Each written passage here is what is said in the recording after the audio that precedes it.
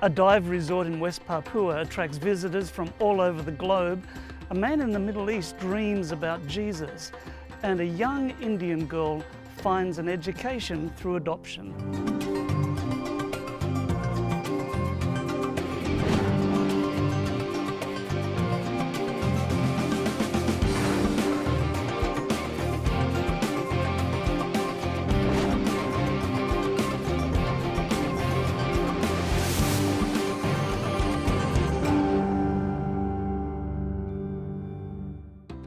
Hello and welcome to Mission 360. I'm Gary Krause. Today's program is coming to you from Beirut, Lebanon.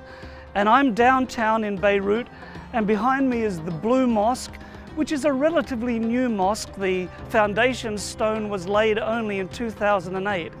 It's a Sunni mosque, and you can see its distinctive Ottoman features. An interesting fact is that when they began construction, they discovered an ancient Roman street, complete with columns and paving. Well, we're going to be talking a lot about mission on today's program, but first up, let's travel to West Papua and an exotic island where a dive resort is ministering to people coming from all over the world.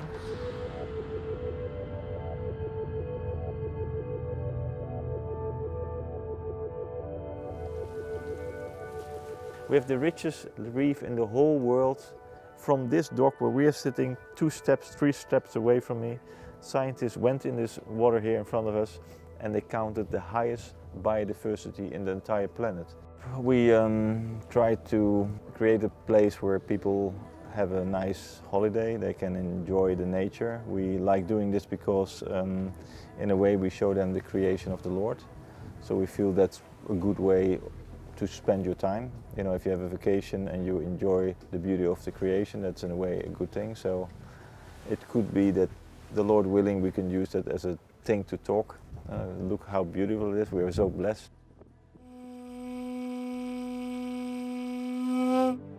Years ago, Max moved to Indonesia to open a scuba diving resort in West Papua. This area is one of the most premier diving locations, attracting visitors from all over the globe.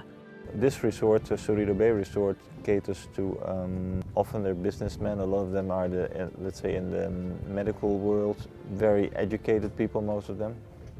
It takes quite some money to travel all the way here, and then what we offer also has a price tag on it. Most visitors live busy lives in the world's largest cities. They rarely take time to relax from their busy day. So when they come here, the resort is an oasis where they can put aside their stress and focus on what's in front of them. Max sees his business as an opportunity to share something new with his guests who might otherwise never be exposed to God's message. As a businessman, or not even, whatever you do, even if you have a job in a company, you can use that position. You have the possibility to talk to your neighbor, you can be kind to them, you can help them, and that is a way how you can reach other people. And you can do it on your workplace, you can do it as a company. We have to look, how can we do something useful with our lives and reach other people? I would like to shout in everyone's face, trust the Lord. But that's not the approach you can have, although that's maybe in your heart. But you can give little hints, and then you can try to see if there's a feedback, and if people are open to it. I would like to talk about the Lord the whole day, but of course I didn't come here to get preached to. The resort staff rest Friday to Saturday evening, and this creates the opportunity for conversations about God's Sabbath with the guests. Max is happy to answer any spiritual questions the resort guests may have, and he will share as much as they want to hear. If we read the Bible and we look at the Lord Jesus Christ, we see that He told us what we should do, and what we should do is go around the world and give the gospel to other people. And He made a promise that if we would do so, He would always be with us. Every single thing what you do, every breath that you take should be for the Lord. So what I want to say to people is follow the Lord and don't worry about anything, because He has all the power and you don't have to worry about anything. We cannot do much, but He can do everything, so don't worry. Follow Him, that's all. My guest here in Beirut is Pastor Fajo, who originally comes from the country of Iraq. Thanks so much for joining us. Welcome. Now, I understand that going back some years, your extended family were the first people to start Adventist work in that country. Can you tell me about that? Well, Brother Bashir Hasso, who was the first Adventist in Iraq, when he came to Iraq, he baptized 7 of his relatives, and my grandmother was one of those 7. Oh, Yeah, wow. and then my mother was the first credentialed teacher in our schools in Iraq. Wow. So Yeah. when would that have been? How many years ago? Well, Many years ago. many years ago. Okay. Now, you worked for many years in Iraq, and what is the state of the church in Iraq today? Well, unfortunately, after the American war, many church members left the country for their safety. And nowadays in Baghdad, we have no church members anymore. We have few church members in north of Iraq, in the city of Arbil, where we are building a church there. Yeah. So that church building, is it still there in Baghdad? It is still there. It is the best church for the Seventh-day Adventist Church in the Middle East, with stained glass windows, very beautiful. Yeah, in a very strategic place in Baghdad. But no church No members left church at member, all? unfortunately. Wow. When did you move to Beirut? I moved to Beirut 10 years ago. Okay. Now, Yeah, I understand that there are many Iraqis living here now. right. After the war, many Iraqis came to Beirut, especially after ISIS invaded the plain of Nineveh. Okay. Many fled at night with their pajamas just to flee for their life. And they came to Lebanon as a Christian country. We thank the country of Lebanon for accepting the Iraqi refugees. So they came here with virtually nothing. Exactly, with nothing, no money, nothing. Some of them came out with their pajamas. At night, the church bells started ringing, and through the microphones, they were hearing the priest saying, "Flee for your life, ISIS is coming soon." So they left everything, their houses, their cars, all their belongings. One lady was telling me that she took her son to flee away, and they came to one of the checking points where one man of ISIS was there. She was wearing some of her gold in her hand. He told her, "You want the gold or your son?" So she gave him the gold, and she got her son. Wow. Yeah, terrible experiences. I'm sure. So tell me, what sort of work are you doing at the moment to help these people? Yeah. 3 years ago, we went to the States to visit our brothers and relatives there. And when we met our brothers and friends, we were telling them about the terrible situation that the Iraqi refugees faced and how they came to Lebanon. So some of them gave us donations, saying that if you are willing to help the Iraqi refugees. Before going to the States, I was the pastor of the Arabic church, Bushriya Church, down the hill. So I was familiar with some of the Iraqis. So we brought with us the donations, and we started preparing food parcels for these Iraqi refugees. We started visiting them at their houses, knowing their situation, and we started preparing these food parcels with 12 food items in the box. And we got their telephone numbers. We call them on a certain date to come and pick their food parcel from the church. And beside that, we started collecting used clothes from the university, from the neighbors, from the community. And while coming to the church to get their food parcel, we show them the clothes, and they pick up the clothes they want. And after working for more than 1 year here, some of the donors said, Bassem, well, you notice that you are doing very well here in Lebanon. Would you like to go to North Iraq and help the Iraqi refugees there? We said, yes, we don't mind that. So we went to the city of Erbil there. We met with one of the doctor and the pastor there in the church. And we made a campaign to help to visit the Iraqi refugees near the Turkish border. Yes. Yes. When we studied their case, we found out that there were many NGOs there giving food, but they needed baby milk, detergents, medicine. So we bought baby milk and detergents, and we visited these camps and distributed to them the baby milk and other items. Fantastic. Thank you so much for sharing and for the wonderful work that you are doing. Thank you. Yeah. And viewers, what tremendous needs there are in this part of the world. Dislocation on so many levels. And please pray for the people here, for the various ministries that are helping these people.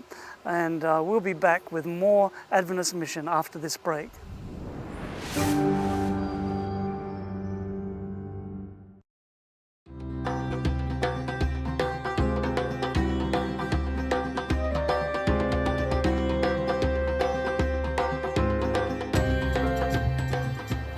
Welcome back to Beirut, Lebanon. Next up, we hear the remarkable story of a young man who, through a dream, learned about Jesus, and it sparked his curiosity to learn more about God and the Bible. Walking through a cemetery reminds me of a dream. Not my dream, but a dream of one of my friends. I'm going to call him Walid. Walid grew up in a little Muslim village. And one day, a group of Christian young people came into his village, and Walid, like any teenager, was a little bit curious. He was a little suspicious as well. He watched these young people carefully from a distance, and he noticed that some of them were really good at football. He enjoyed playing football, and so pretty soon Walid was actively involved playing football with these young Christian people that had come to his village. He noticed that 3 of the guys were especially good, and over the next couple of days they became close friends. One of the young men kept asking Walid deep, searching questions about Islam. And one night, as Walid went back to his room, he was thinking, you know, I could assure myself a place in paradise if I could just get that young man to become a Muslim. For the next 3 days, Walid worked diligently on him. He used every argument he had ever heard, and by the end of the 3rd day, the young man said the Shahada and became a Muslim. That night in his room, Walid thought, I should be excited, I should be thrilled, I have just assured myself a place in paradise. But he wasn't. And then the thought came to him, Walid, you've criticized the Bible for years, but you've never read a word of it. So the next day, the last day that the young people were in his village, Walid asked those 3 young men to write out some verses from the Bible on a piece of paper for him. He didn't know what a difficult assignment that would be. They hadn't grown up learning passages of the Bible like he had learned passages of the Quran. But finally they came up with a couple of them, and Walid put them in his pocket, went back to his room that night and pulled out the first one, and as he looked at it, it said something about Mary being the mother of God. In disgust, Walid crumpled it up and threw it away, and he said, "What a perverted book those Christians have. Everybody knows that God didn't have a mother." That text was not really a text from the Bible, it was from their catechism. They didn't know that, and Walid didn't know it. But he pulled out the next one, and as he read it, it said at the top, the Our Father. It was the Lord's Prayer, and at least it was quoting from the Bible, even though it was also from their Quran. Walid read that, and as he read the Lord's Prayer, something passed over him that he had never experienced before. He had lost his father when he was a little boy, and he had longed for a daddy that he could talk to. He had heard all kinds of names for God. In fact, Muslims talk about 99 names of God. He knew them all, but he had never heard anybody talk about God as a father. So that night, when Walid finished his regular Muslim prayers, he looked up, and in his heart, he talked to God like he would have talked to his father if he was still alive. It was powerful. Walid wanted to do it again, so the next day, after all 5 of his Muslim prayers, he talked to God as a father. He did that every day for the next year and a half, even in the mosque. But then he began to feel a little bit uncomfortable, a little bit nervous. He had learned about talking to God as a father from Christians, and he was afraid if he kept doing that he might become a Christian, and he did not want to be a Christian. Christians were heathens. They ate pork and drank alcohol. They prayed to saints and kissed icons. Walid didn't want to be a Christian, so he tried to stop. That night he said his regular prayers, and he stopped. He didn't talk to God like a father. But something was missing. He couldn't sleep, and so he again did it. And over the next few days, he was wrestling. What should he do? He felt he should stop, but he couldn't. Then one night, Walid had a dream. In his dream, he saw that he had died, and they had laid out his body in the cemetery in the traditional way. Everything was normal. It wasn't a frightening dream. He could see his family gather around like the families always did when there was a death. They dug the grave by hand, and then one uncle came and picked up his body by the head, and one uncle came and picked up his body by the feet, and they started carrying his body toward the grave. Everything seemed normal, until suddenly Walid noticed flames leaping up out of the grave, and he was terrified. No, they don't see it. They're going to drop my body into that burning grave. But then just before they dropped his body into the flames, a voice shouted, "Stop!" And everyone turned to look, and there stood Jesus at the end of the grave. And he said, "Don't put him in there. This one belongs to me." And then Walid woke up, surprised, wondering, what does it mean? What does the prophet Isa, he believed that Jesus was a prophet, what does the prophet Isa mean, "I belong to him"? Well, a few days went by when Walid couldn't think about anything else except what did Jesus mean, "I belong to him"? And then one day he was standing in a bookstore. The bookstores in that part of the world are often little shops with an old man looking over his glasses and stacks of books and magazines from floor to ceiling. If you find what you want, you have to pull it out carefully and hope the whole stack doesn't fall over. And Walid was standing there absent-mindedly staring at the stack of books, wondering, what does the prophet mean, "I belong to him"? And then his eyes focused and he saw 2 Bibles, the first 2 Bibles he had ever seen. Excitedly, he pulled them out of the stack, ran up to the cashier and got ready to pay, but the man with terror on his face grabbed the Bibles, put them under the counter and said, "I can't sell them to you. If I sell them to you, you know what would happen to me? You're a Muslim. These are for tourists." Well, Walid kept coming back every day, begging for those Bibles. And finally, one day, the man agreed. He wrapped up the little one in a trash bag. Walid stuck it in his coat pocket and took it home. And that night on his bed, he read the Gospel of Luke over and over and over again. And he gave his heart to Jesus. Today, Waleed is a Seventh-day Adventist pastor, supported by your faithful tithes and mission offerings. He's bringing many people like himself to know about Jesus. If you would like to know more about stories like this of how God is working in different parts of the world, then I would ask you to go to our AdventistMission.org website, and you will find there many stories and videos that will thrill your heart and challenge you about how you can be involved. Next up, we travel to India, and more specifically to the state of Andhra Pradesh with nearly 80 million people. And we'll meet one special person, Maria, and the school that she attends. India is famous for its spices, temples, and scenic landscapes. It's a place of beauty and diversity where people gather around city centers. In the state of Andhra Pradesh alone, there are 76 million people. The 76,000 Adventists here gather in churches like this every Saturday. They happily come together with friends and family in this community of believers. As members arrive for church, it's respectful to leave your shoes outside before coming in to worship and learn. For many years now, this site has been home to the church, local administrative headquarters, and an Adventist school that is greatly appreciated by this community. Since she was 8 years old, Maria has been a student here. She didn't have an opportunity for a formal education in her home village. Her uncle worked at this school and found her a place to live with a local family. This family cared for her as their own daughter. She's my first teacher, and she taught me in the beginning God created the heaven and the earth, Genesis 1:1. My teacher at home, also in my class, and she used to teach me each and everything about Bible, home working, home cleaning, and she used to talk about my family. When you become so and so, you have to do like this. You have to tell about God. When your village mates should know you're studying here, and she used to help me. I used to take her to school along with me.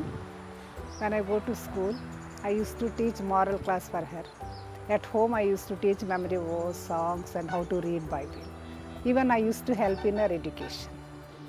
Every day, Maria's host studied with her. Through this family's ministry, Maria has been privileged to have a home and an education. The family worships together daily. Maria has learned more about Jesus. The day-to-day love she experiences here has helped her understand the love of God. Every moment, every Sabbath is a special for each and every time. If I miss a Sabbath, I'll feel like something is gone in my life. Today, Maria's parents and sister have been baptized in the Adventist Church. This happened because of Maria's positive example and influence. In her local church, Maria participates by telling stories and singing. I like to go to church. I like to sing every time, each and every moment. I'll pray to sing, for I want to become religious singer. Maria is studying hard to become a nurse. The influence of this family and a Christian education made the difference in her life. Can you imagine how many more lives can be touched? Your 13 Sabbath offerings will help to construct a mission training center in Andhra Pradesh. A building site has already been chosen. This training center will soon open doors to children like Maria, children who deserve an education for this life and for eternity. Thank you for supporting the 13 Sabbath offering.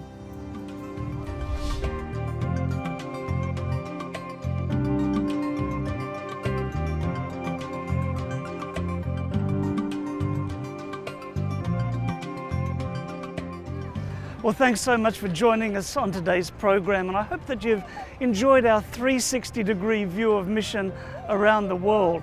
And not only enjoyed, but I hope that you've been challenged and inspired, particularly when you see this country of Lebanon with such a rich history and such potential. And it's so encouraging to see around the world, from islands through big cities, that people are finding love and joy and peace through Jesus. And I want you to continue praying for mission around the world. I want to thank you for your continuing support. with your finances, it does make a difference. And as a small thank you for what you have been doing, I'd like to send you a copy of this book. It's called It's Time, and it's full of wonderful stories from around the world, specifically focused on urban mission. Well, for Adventist Mission, I'm Gary Krause, and I hope that you can join me next time right here on Mission 360.